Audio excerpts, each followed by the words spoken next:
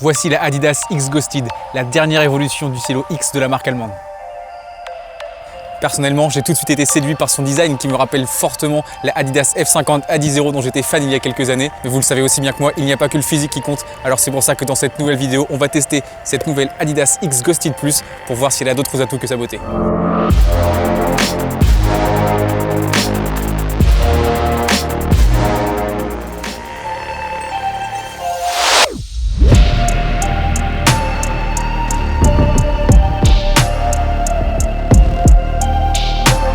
Tout d'abord, commençons par passer en revue cette nouvelle chaussure dont le développement a été basé autour de la notion de vitesse, à commencer par sa nouvelle semelle, la semelle Speedframe. Si vous avez l'habitude de suivre d'autres sports, et notamment le running, vous savez à quoi servent les plaques de carbone dans les chaussures. Pour ceux qui ne savent pas, je vous mets un lien dans la description, mais en gros, c'est un matériau qui permet de rendre vos chaussures plus rapides. Rien que ça. Et bien ce matériau, on le retrouve à l'intérieur de cette semelle qui intègre un insert Carbitex. Une plaque en fibre de carbone dynamique qui exploite la puissance et les performances extrêmes de la fibre de carbone, mais sous une forme flexible. Enfin pas tout à fait. Inspirée des points d'athlétisme, cette semelle a été imaginée pour être plus souple dans un sens que dans l'autre. Tout ça pour que vous restiez plus longtemps sur votre avant-pied et que la chaussure vous aide dans votre accélération dans le but d'aller plus vite. C'est d'ailleurs ce que disait son créateur, cette chaussure a été imaginée pour vous permettre de devenir la version la plus rapide de vous-même. Si l'on regarde la chaussure dans son ensemble maintenant, ce que l'on remarque, c'est sa transparence. Une particularité permise par la technologie Mirage Skin, une technologie qui superpose 3 couches super fines et super légères tout en maintenant parfaitement le pied à chaque instant grâce également à ces deux petits coussinets présents à l'arrière de la chaussure et au-dessus desquels on peut lire la vitesse de la lumière. Attention cependant, on ne retrouve pas la même transparence sur la version .1 qui arbore un revêtement légèrement plus épais et plus opaque. Je vais terminer cette présentation de la Adidas X Ghosted Plus avec un dernier détail au niveau de l'encolure. Elle a été légèrement agrandie par rapport à la précédente version, un très bon point car les personnes qui ont les pieds larges comme moi pouvaient avoir du mal à rentrer à l'intérieur. Et on va pouvoir vérifier ça dès maintenant puisque l'on va passer au test.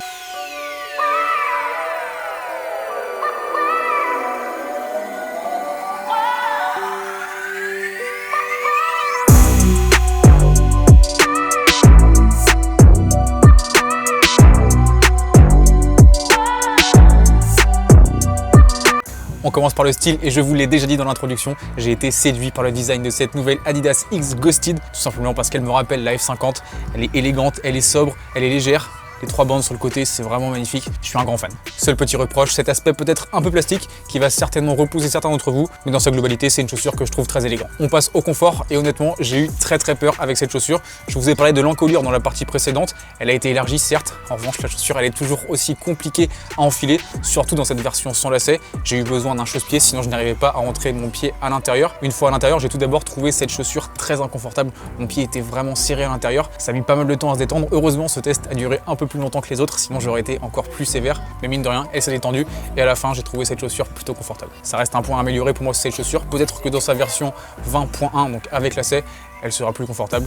J'ai hâte de tester ça.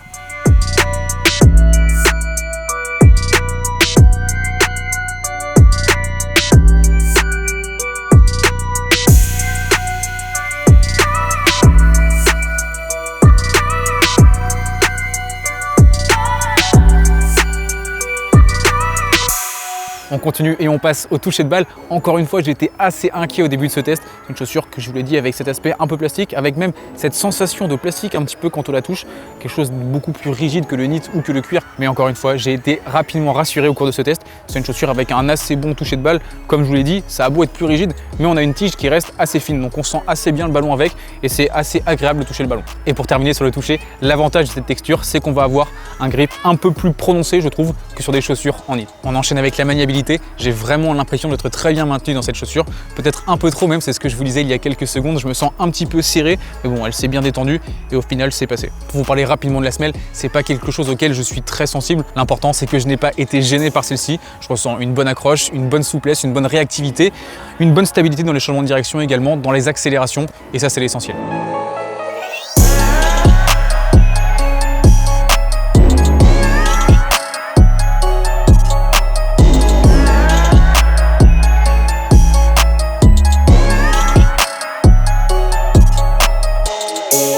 On termine avec 2 éléments très importants pour moi dans une chaussure de foot, la durabilité et le rapport qualité-prix. Pour ce qui va être de la durabilité, je pense que c'est un des très gros points forts de cette chaussure.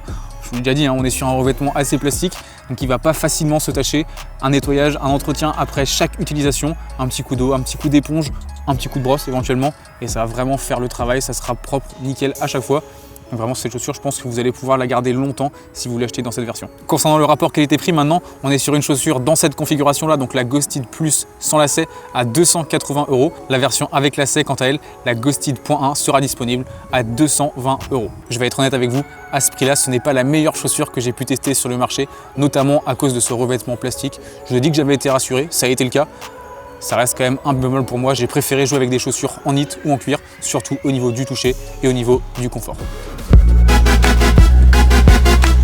Voilà, c'est déjà la fin de cette vidéo. Je vous laisse me dire ce que vous avez pensé de la Adidas X Ghosted Plus dans les commentaires. Et je vous laisse surtout me dire si vous aimeriez que l'on teste les autres gammes de la chaussure, notamment la .1 et la .2 qui ont l'air très intéressants. Et en attendant, je vous dis à très bientôt pour de nouvelles vidéos. Salut!